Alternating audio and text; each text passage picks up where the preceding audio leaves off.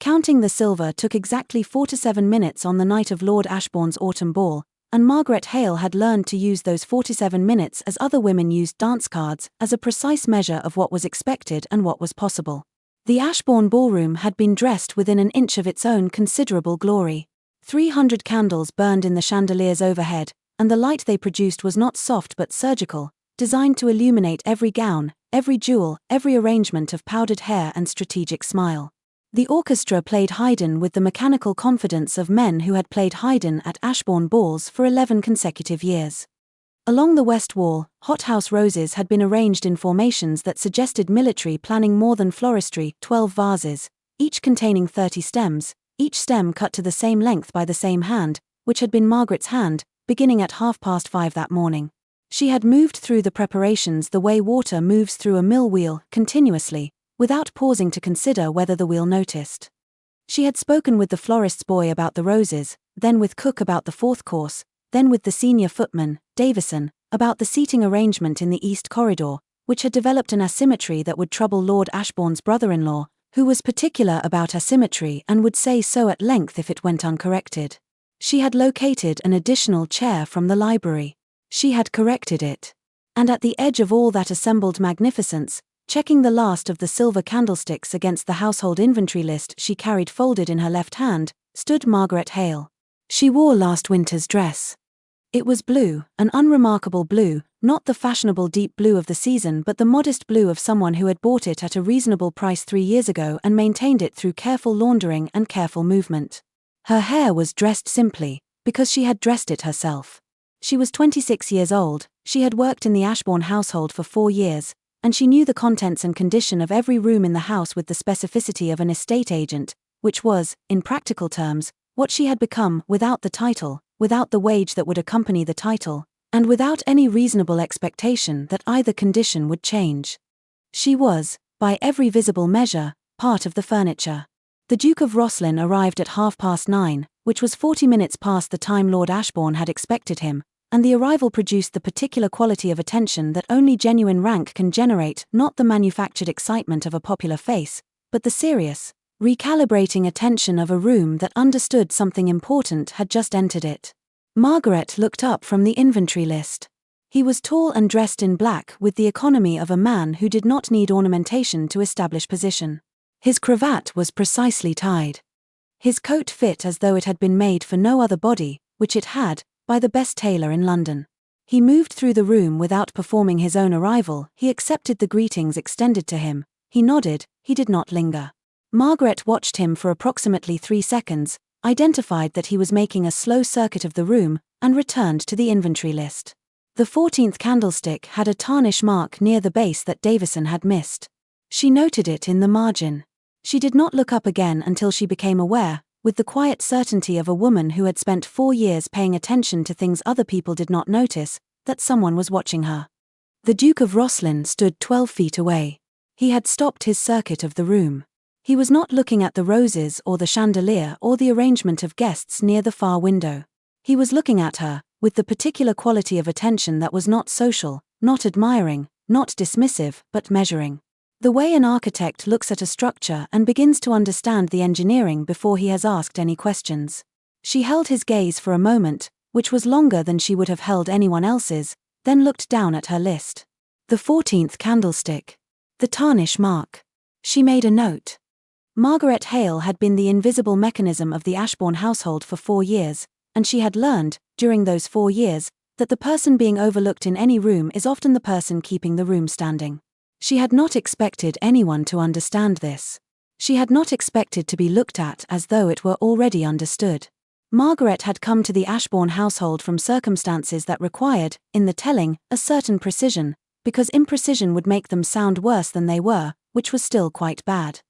Her father, Thomas Hale, had been a solicitor's clerk in Exeter, not a solicitor, a clerk, which was the distinction that had governed the family's position in the world with the thoroughness of a legal contract.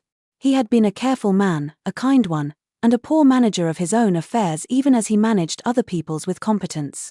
He died in the spring of 1813, when Margaret was 22, leaving her mother, her younger sister Clara, and the specific inheritance of a man who had spent his working life in service to financial documents and accumulated almost nothing of his own. The house was rented. The furniture was largely rented.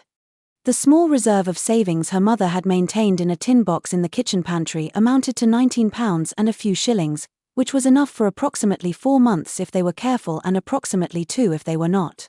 Margaret had been careful. She had grown up watching her father do the essential work of a household, the accounts, the correspondence, the creditor negotiations that he managed for his employers with a methodical precision that he was never quite able to apply to his own life. She had watched him closely enough that she had absorbed the mechanics without being taught them formally, the way a child who grows up near a mill absorbs the knowledge of water and weight and timing before she understands any of it as knowledge. Her mother, Eleanor Hale, was a woman who had been beautiful in her youth and had invested considerable emotional resources in the expectation that beauty would be sufficient capital. It had not been.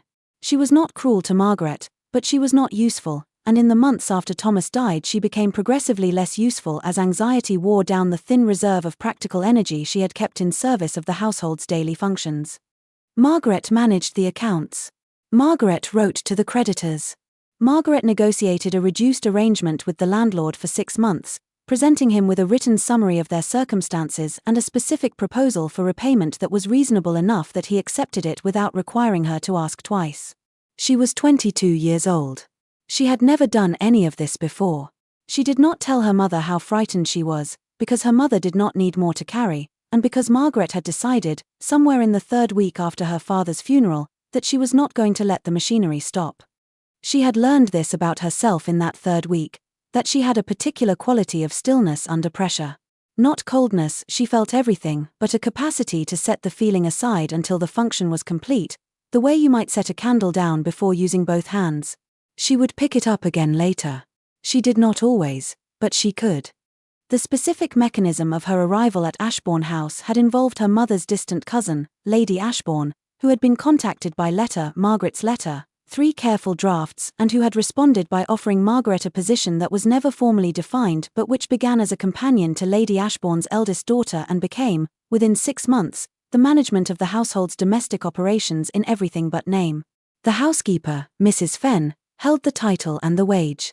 Margaret held the actual work.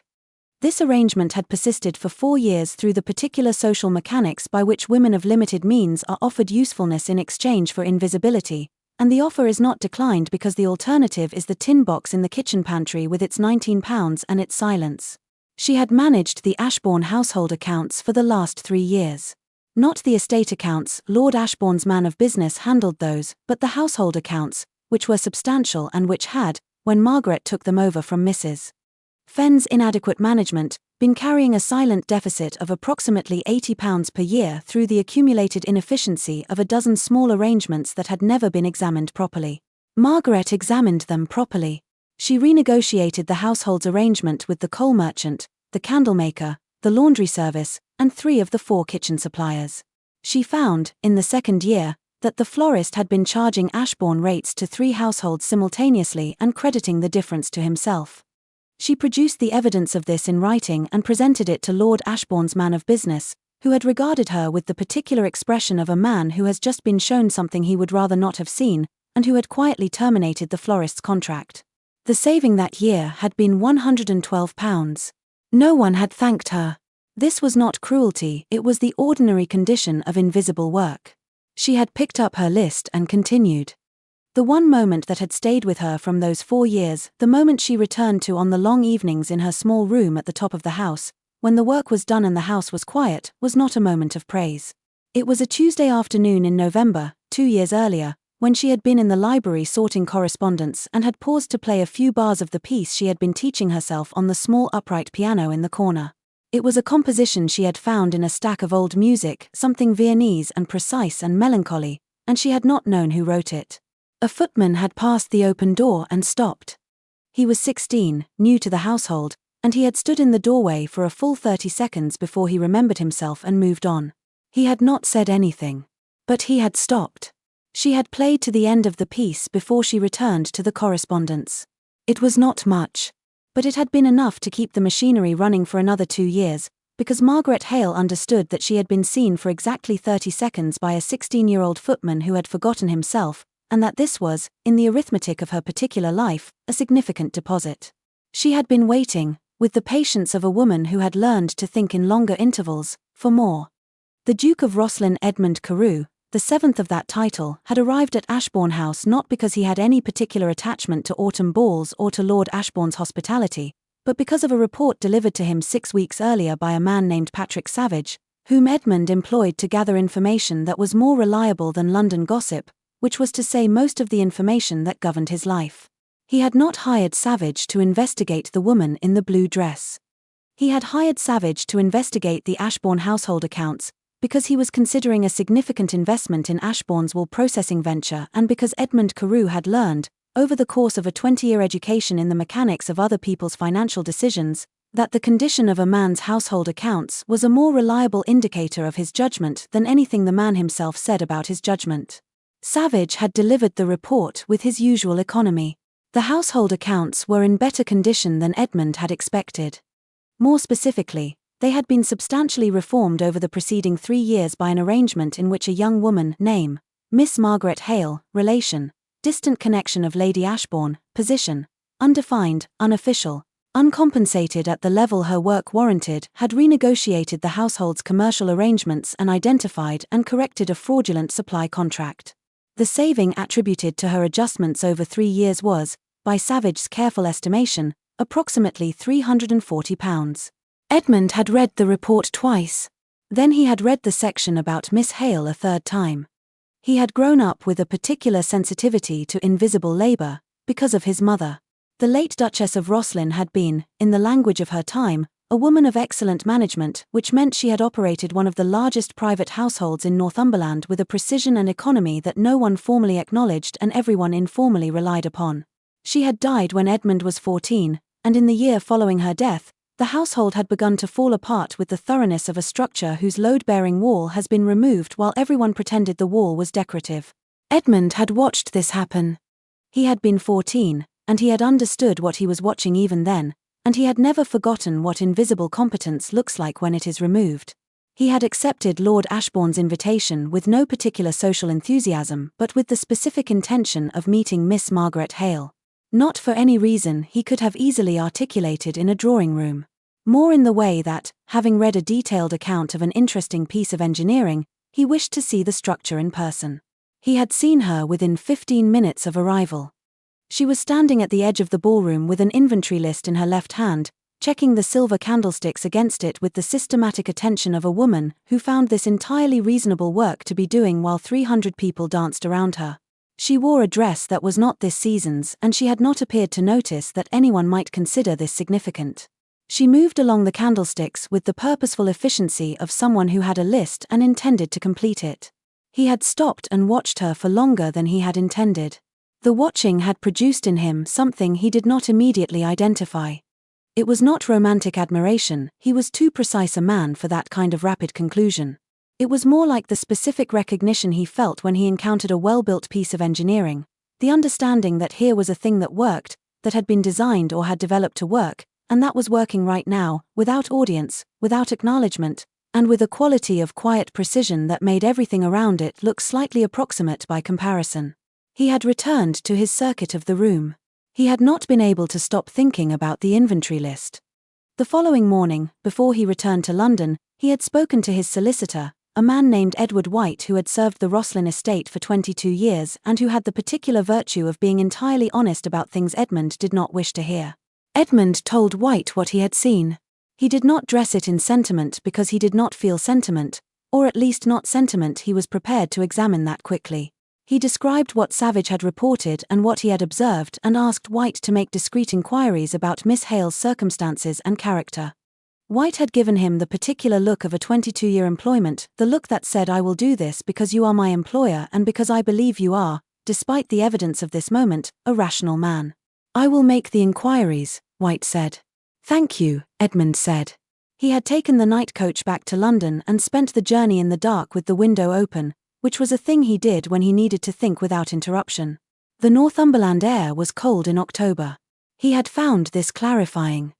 What he had not said to White, because it was too early and too private, was that he was 34 years old, and the estate needed a mistress, and the estate's affairs needed the kind of management that he could not provide from London while simultaneously managing 3 investment interests and a seat in Parliament, and that he had been presented with a candidate for that role who was, by documented evidence, the most genuinely capable woman he had encountered in 5 years of looking. He had also not said, because it was even more private, that she had held his gaze for a moment and then looked back at her list, and that no one had done that to him in longer than he could specifically remember. The first 3 weeks of Margaret's arrival at Rosslyn Hall were managed by a woman named Laura Kessedy, who was the head housekeeper and who had the particular quality of warmth that is entirely practical. She expressed it through specific acts of information rather than emotional performance. On Margaret's first morning, she had left a hand-drawn map of the East Wing's corridors on the breakfast tray with a note that read, in a neat compressed hand, "The morning room door sticks. Lean into the right side. The library fire draws from the south. Face the south wall if you want the heat." Margaret had folded the map into her pocket and found both pieces of advice to be precisely accurate. She had arrived at Rosslyn Hall in the second week of November 1815 under circumstances that were straightforward in their external facts. The Duke of Rosslyn had extended a formal offer of employment as estate secretary, a title that had previously not existed in the Rosslyn household, at a wage of £75 per year, with full domestic accommodation and a specific written remit covering household accounts, correspondence management, and estate administrative records.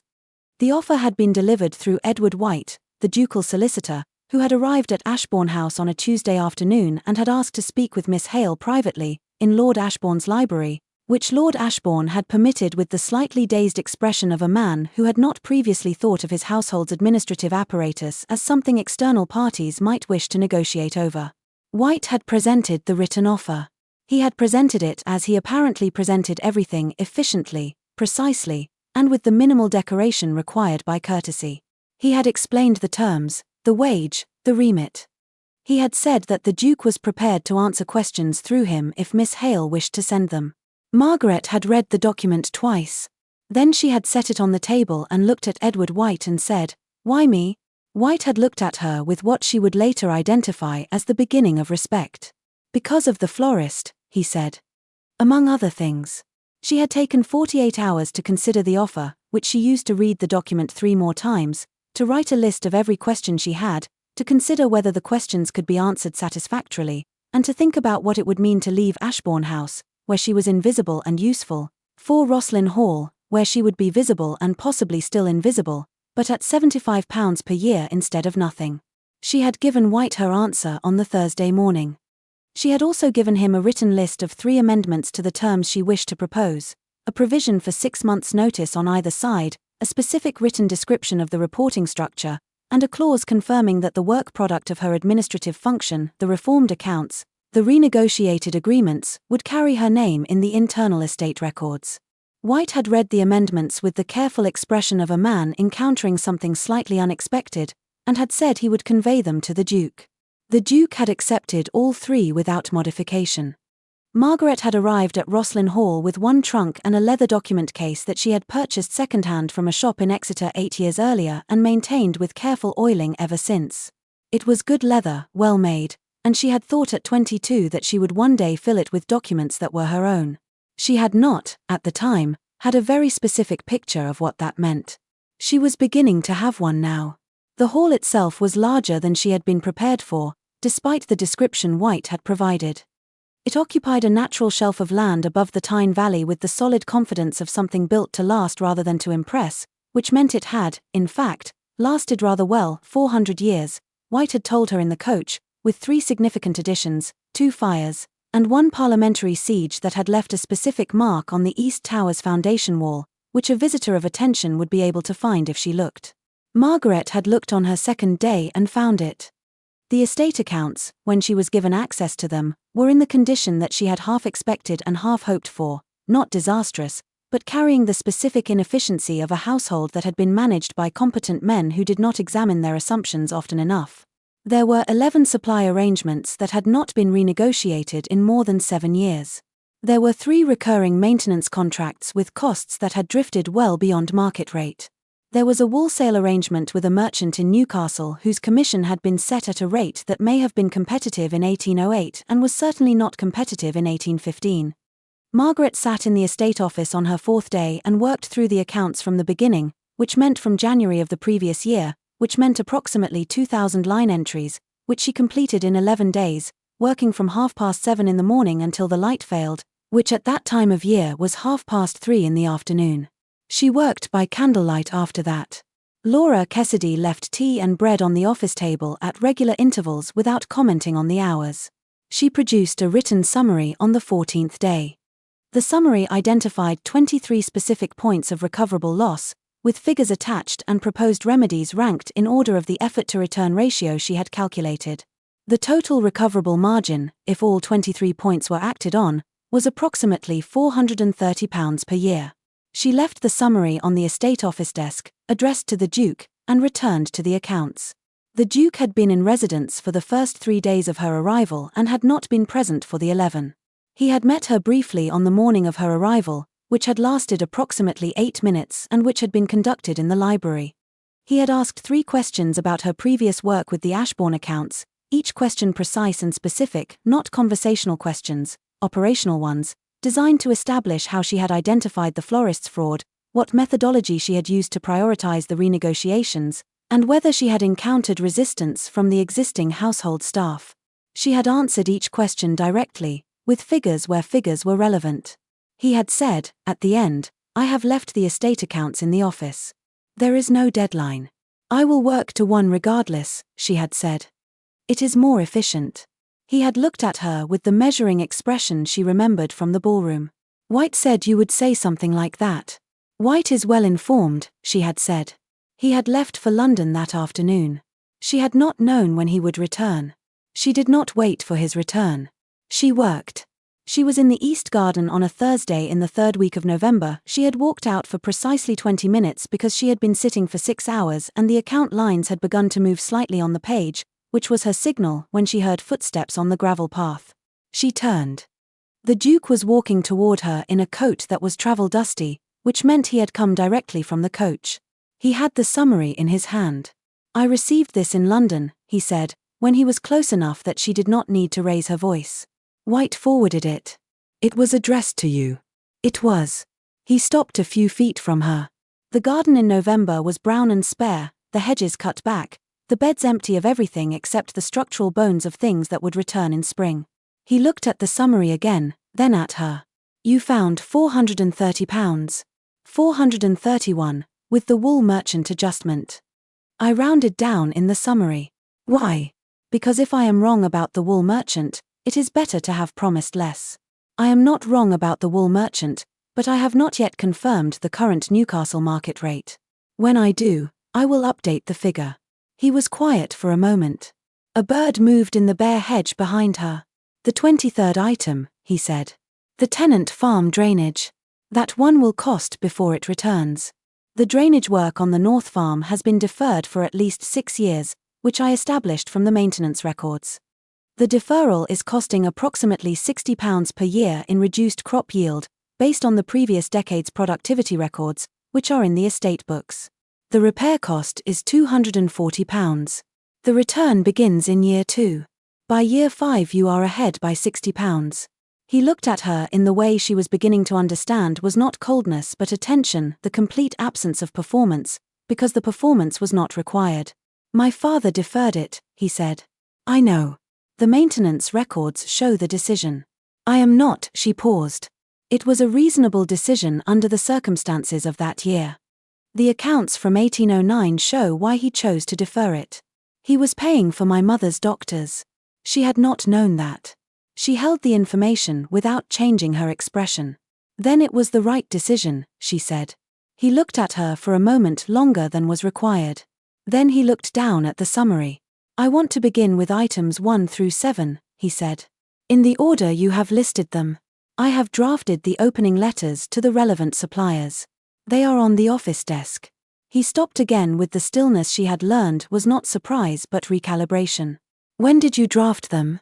3 days ago. After I sent the summary. I thought it was more efficient to have them ready." He did not say anything. He simply looked at the summary in his hand, and at the letters she had already written, and then, with the deliberate movement of someone making a decision, he put the summary under his arm and turned to walk back toward the house. He had gone 4 steps when he stopped, without turning around. "Miss Hale," he said. "Yes, Your Grace. The view is better from the north end of the garden. If you are walking." He continued toward the house.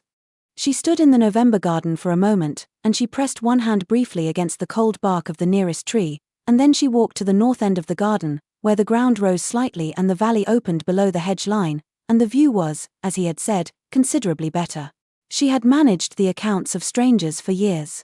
She could manage this. The opposition to Margaret's presence at Rosslyn Hall assembled, as these things do, gradually, not as an organized resistance but as the slow convergence of social architecture finding itself disturbed. The first disturbance was local.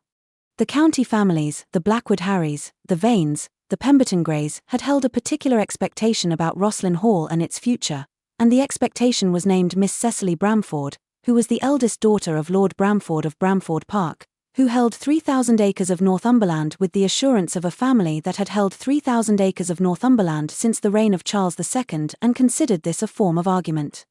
Cecily Bramford was 24, beautiful in the specific way that careful management of a considerable natural advantage produces, and she had been understanding herself to be the likely Duchess of Rosslyn for approximately 2 years, on the basis of 2 dinner invitations from the Duke, 1 shared drive, and the enthusiastic advocacy of both sets of families, which she had been too intelligent to put too much weight on but too human not to put some.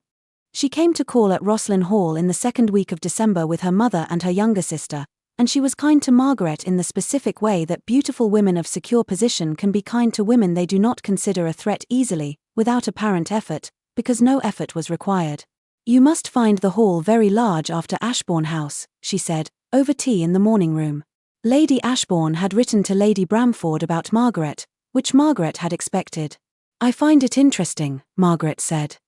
"The East Wing's proportions are unusual for the period." "Are they?" Cecily looked at her with the mild puzzlement of someone encountering an unexpected angle. The 3rd edition was built in 1743 by an architect who was better at structural engineering than spatial planning. The East Wing is more efficiently heated than the rest of the house as a result. It is warmer by approximately 4 degrees in winter. There was a brief silence.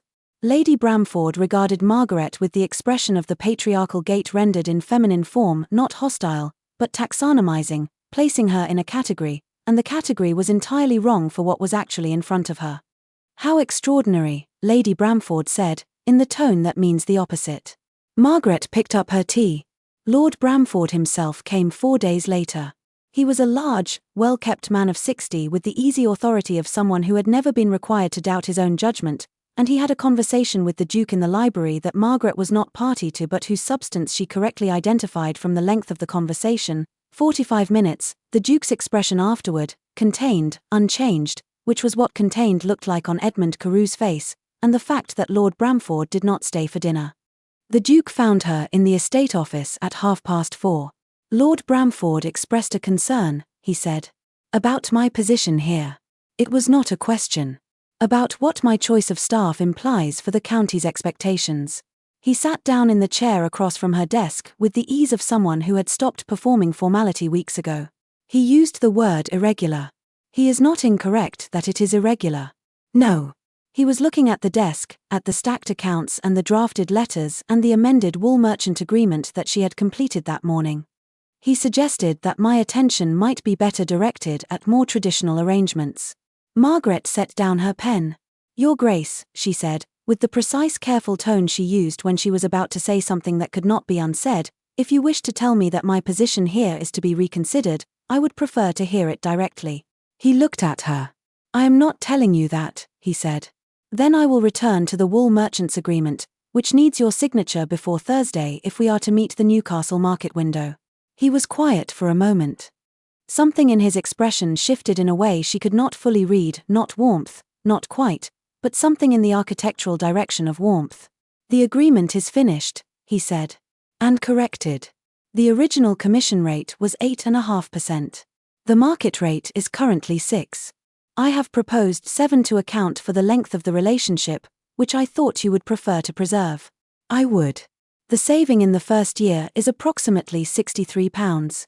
Over 5 years, at current wool prices, £315. I have added a renegotiation clause at year 3. She slid the document across the desk. He read it. She watched him read it, which took 4 minutes, which was the right amount of time. He was reading the whole thing, not skimming it. You added the renegotiation clause after the original draft, he said. Yes. I thought of it afterward. When? At approximately 11 at night, in my room. I came back down and added it. He looked at the clause again. This protects the estate in year 4 if the wool market drops. It does. He signed the document. She picked it up, set it in the dispatch folder, and returned to the accounts. He did not leave immediately. He sat in the chair with the composed stillness of a man who had somewhere to be and was choosing not to be there. My mother played the piano in the music room, he said, after a while. The Viennese composition on the lower shelf of the music cabinet. I have never been able to identify the composer. Margaret was very still for a moment. I found it at Ashbourne House, she said. In the library. I taught myself to play it. He looked at her. I know, he said. She did not ask how. She thought of the inventory list in the ballroom, and of Savage's report that she had not known about, and of the 30 seconds in which a footman had stopped in a doorway and forgotten himself, and she understood that she had been seen, quietly, systematically, and without her knowledge, for longer than she had realized. She picked up her pen and returned to the line entries. She was not going to step aside from this feeling. She was going to carry it carefully, and think about what it meant, and not act on anything that she had not had time to fully consider. But she kept it. December produced a further reckoning. A man named Reginald Ashmore arrived at Roslyn Hall on a Tuesday, presenting himself as a representative of the consortium of investors Lord Ashbourne had assembled for the wool processing venture. He was narrow-faced, precise in dress, and he had the specific variety of unease that Margaret associated with men who have arrived to deliver a message they expect to be resisted. The message, delivered to the Duke in the drawing-room with Margaret present at the Duke's direction, was that the consortium had concerns about the Roslyn estate's financial management and specifically about the role of the current estate secretary in decisions that, in the consortium's view, exceeded the appropriate scope of a domestic appointment. Margaret listened to this with her hands folded in her lap. When Ashmore had finished, the Duke turned to her with the expression that she had learned meant, "Proceed." "May I ask," she said to Ashmore, "which specific decisions the consortium is concerned about?" Ashmore regarded her with the particular surprise of a man who had expected to address the Duke and found himself addressed by the woman in the corner. "The wool merchant renegotiation," he said, after a moment. "And the supply contracts." The consortium's understanding was that these arrangements were managed by the estate's man of business. The estate had no active man of business when I arrived. That position had been vacant for 14 months. The supply contracts were managed by no one in that period, which is documented in the estate records. She opened the document case on her lap. "I have the relevant records here, if the consortium would like to review them." Ashmore blinked. She laid the documents on the table between them. 14 months of unmanaged accounts, clearly annotated. The 3 supply contracts that had drifted to above market rates. The wool merchant's original commission rate and the market comparison she had sourced from the Newcastle Wool Exchange's published records. The new agreement, signed, with the renegotiation clause. The consortium's investment is secured, in part, by the health of the Roslyn estate accounts, she said. These adjustments make the estate's accounts healthier. If the consortium has a specific objection to the methodology rather than the outcome, I am happy to address it. Ashmore looked at the documents. He picked up the Newcastle market comparison. He set it down again. The consortium was not informed of these changes, he said. The consortium is an investor, not a co-manager. The estate's operational decisions are made by the Duke. She looked at Ashmore with the composure of someone who has been saying difficult things to uncomfortable people for 4 years and has learned to say them without apology.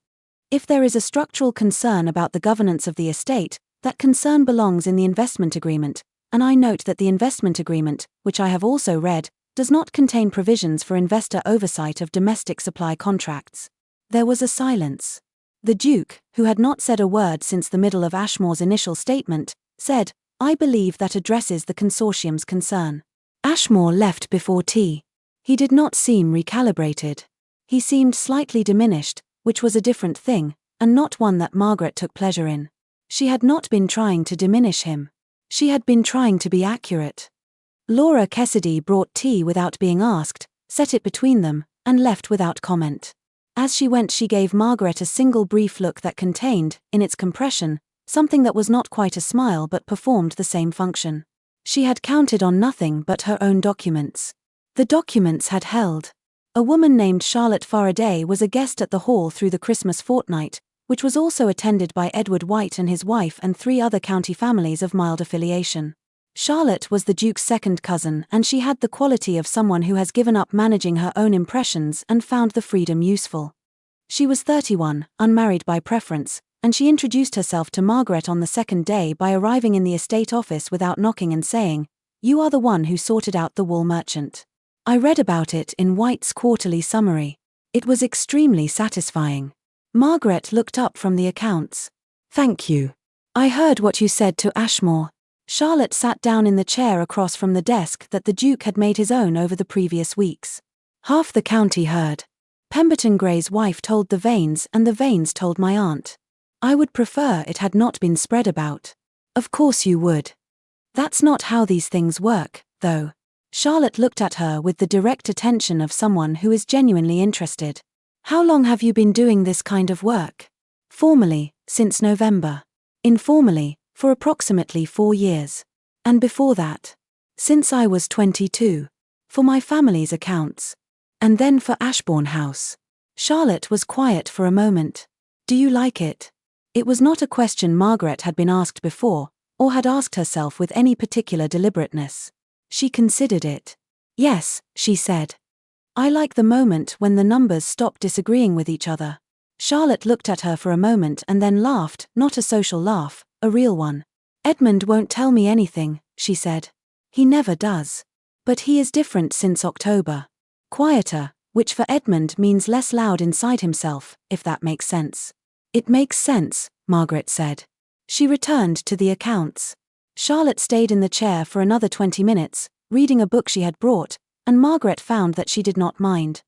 The music room stood at the south end of the hall, facing the valley, and Margaret had not gone into it since her arrival because it was not part of the estate's administrative function and she had not thought she should.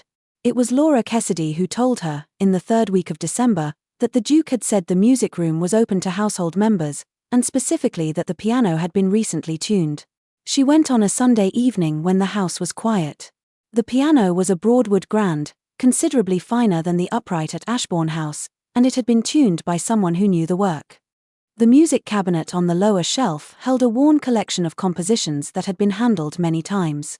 She found the Viennese piece in the 3rd folder from the left, because she had been half expecting it to be there. She played the opening bars and then the whole of it, which took 11 minutes. She did not hear the door open. She did not hear him come in. She became aware, at the end of the piece, that she was not alone, not from a sound, but from the specific quality of silence that a room produces when a second person is standing still in it. She did not stop playing. She played the piece through to the end. When she turned, the Duke was standing just inside the closed door, in his coat, in the way that meant he had come directly from somewhere else and not stopped to remove it. He had been there long enough that the travel dust on his coat had settled. She did not ask how long he had been there. "It is the only composition she played in the last year," he said. "I used to sit on the stairs and listen through the door. I was 12. Margaret looked at him.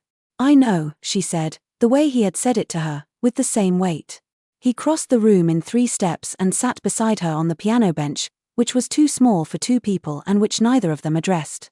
He was close enough that she was aware of the warmth of him, not romantically, not yet, but as a physical fact, the way you are aware of a fire in a cold room, simply because the warmth is there and the cold was there first. "Play it again," he said. She played it again. The January meeting of the Northumberland Investors Consortium took place in the Assembly Room of the George Inn, Newcastle, on the 14th of the month, and Margaret sat at the Duke's right hand with her document case and the knowledge that the consortium had spent the preceding 3 weeks reassembling their concern about her into a formal objection. The formal objection, when it was raised by a man named Hartley Voss, who had the assured confidence of someone who had never been contradicted by a woman in a professional setting and was therefore unprepared for how the experience would feel, was this: that the Roslin estate's financial decisions had been made without appropriate consultation, that the individual making those decisions was unqualified by position or precedent, and that the consortium would require the Duke to establish a proper man of business before proceeding with the investment. There were 12 men at the table. 3 of them were familiar from county social events. 2 were London men Margaret had not met. Hartley Voss sat at the far end with the posture of someone who has prepared for today. She waited while Voss finished. Then she looked at the Duke, who looked at her. She opened the document case. She had brought 7 documents. They were ordered. They were annotated. They had the information that the room needed in the sequence the room needed it, and she had rehearsed the sequence in the estate office at 6 in the morning until the order was part of her the way the lines of the Viennese composition were part of her, not memorized, absorbed. She laid the first document on the table. The estate accounts for the 14 months preceding my appointment, she said. 3 supply contracts unmanaged. The wool merchant arrangement on original 1808 terms. Total recoverable margin unaddressed, £431 per year. This is not my assessment, it is the assessment I provided to the Duke on the 14th of November, which the Duke's solicitor can confirm. White, sitting 2 seats from the Duke, confirmed it without being asked. She laid the second document. The Newcastle Wool Exchange published rates for the preceding 3 years. The gap between the published market rate and the Roslin Estates contracted rate as of October 1815. She laid the third document. The renegotiated wool merchant agreement. The saving in year 1. The renegotiation clause at year 3, which protects the consortium's investment in the event of a market drop. She laid the fourth document. The 11 supply contract revisions, with the before and after figures. She laid the fifth document. The tenant farm drainage assessment, with productivity records from the previous decade, repair cost estimate, and the projected 5-year return. She laid the sixth document. The consortium's investment agreement. The specific clauses governing investor oversight. There is no provision for consortium oversight of domestic supply contracts. She placed her hands flat on the table and looked at Hartley Voss. I am not unqualified, she said, with the steady precision of someone naming a factual error. I am untrainable by your institutions, which is a different thing. The work I have done on the Roslin estate is documented in these 6 documents. The outcome of that work is an estate that is financially healthier than it was in October by a recoverable margin of £431 per year. That is the estate in which this consortium's investment is secured. The room did not erupt. There was a long, suspended moment, in which 12 men looked at 6 documents and then at the woman who had laid them on the table, and then at the documents again. Hartley Voss picked up the wool merchant agreement. He read the renegotiation clause. The Duke of Roslin stood. This was not what Margaret had expected. She had expected him to speak, she had not expected him to stand. He stood with the authority of someone who did not need the height but was using it deliberately, which was a form of social statement that the room could not misread. Miss Hale has served as Estate Secretary of Roslin Hall since the 15th of November last year, he said, in the clear, contained voice he used when he wanted to be understood without repetition. She has done so with a quality of judgment and precision that I have not encountered in 20 years of managing the estate's affairs. I intend to retain her in that position. He looked at Voss. If the consortium's concern is the estate's financial health, I suggest they review the documents on the table. If the consortium's concern is something else, I would ask them to name it precisely. No one named it precisely. No one could. Naming it precisely would require saying that the concern was a woman with a document case and no title, and that was a thing the room would not say aloud, because it would expose the machinery. Voss set down the agreement. The clause is well drafted, he said, with the specific quality of a man who is giving ground without admitting that he is giving ground. Thank you, Margaret said. She gathered the documents back into the case with the same systematic efficiency with which she had laid them out. Her hands did not shake. She had managed creditors and coal merchants and fraudulent florists. She could manage this. Edward White walked beside her to the carriage afterward and said, with the compressed sincerity of a man who does not spend his words freely, "That was exceptionally done, Miss Hale." The documents were well organized, she said. Yes, he said. That was the point, I think. The Duke walked slightly behind them, and Margaret was aware of him the way she had been aware of the fire in the music room, the steady particular warmth of a presence that was now necessary to the temperature of the space. It was in the carriage, on the road back to Rosslyn Hall, that he proposed. She had not been expecting it.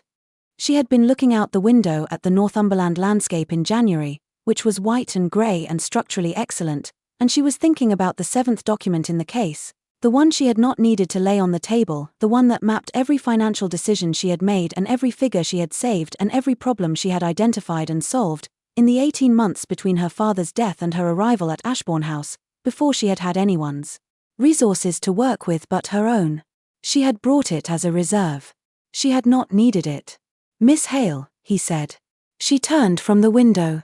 He was looking at her with the direct attention that had nothing of performance in it. He had his hands on his knees and he was not producing any of the social language that this moment conventionally required. "I am aware that this is the wrong setting," he said, "and that I have not prepared what I should have prepared, and that it would be more correct to wait and do this with greater ceremony. I find I cannot." "Your Grace," she said. "Edmund," he said. "In a carriage. Please." She looked at him. "I am asking you to marry me," he said.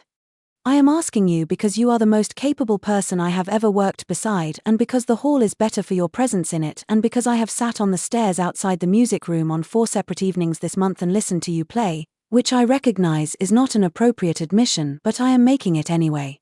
She was very still. "I sat on the stairs," he said again, more quietly, "because I could not make myself leave." She thought about it.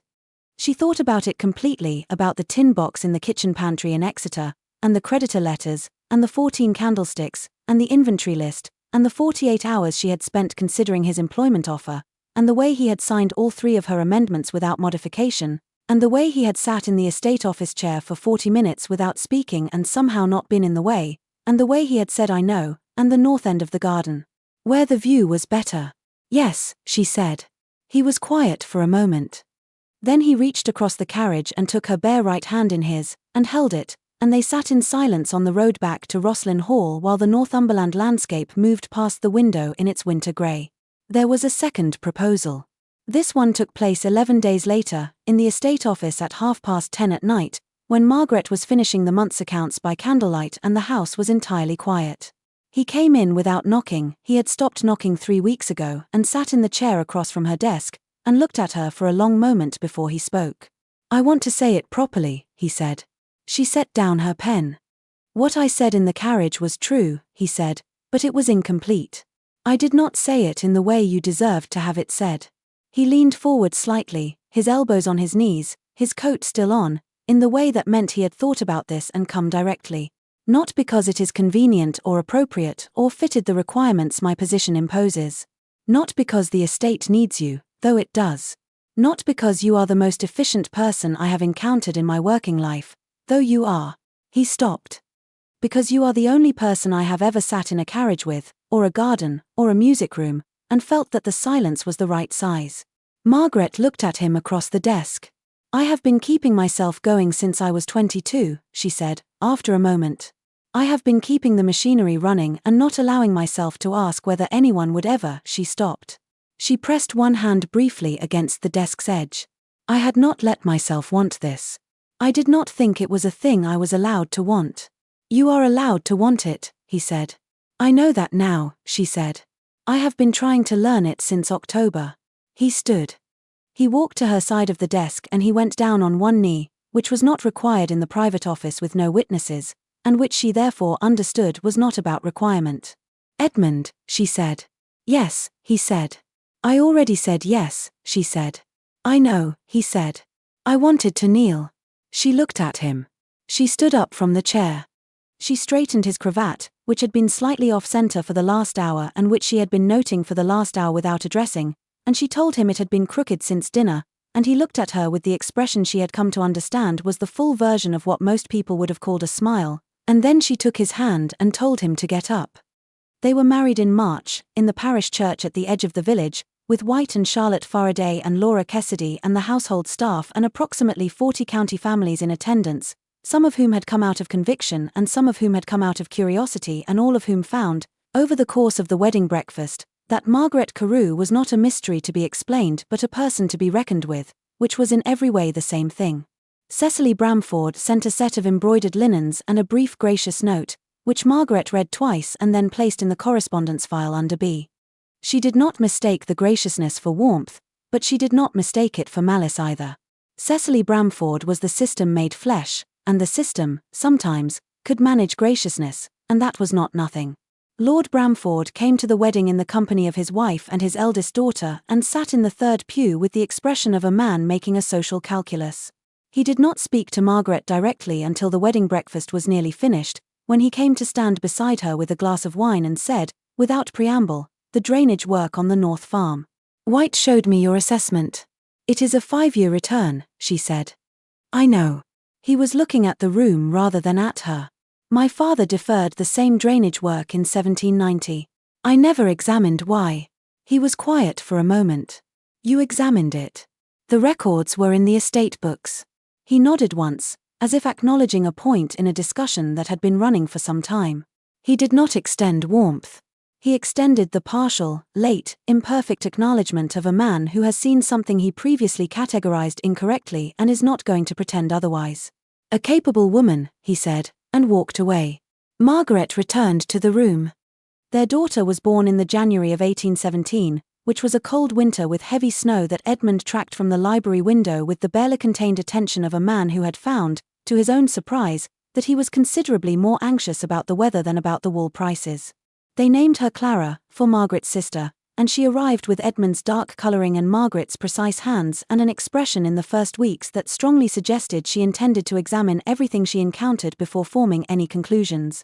She was, from the start, inclined to escape from wherever she had been placed.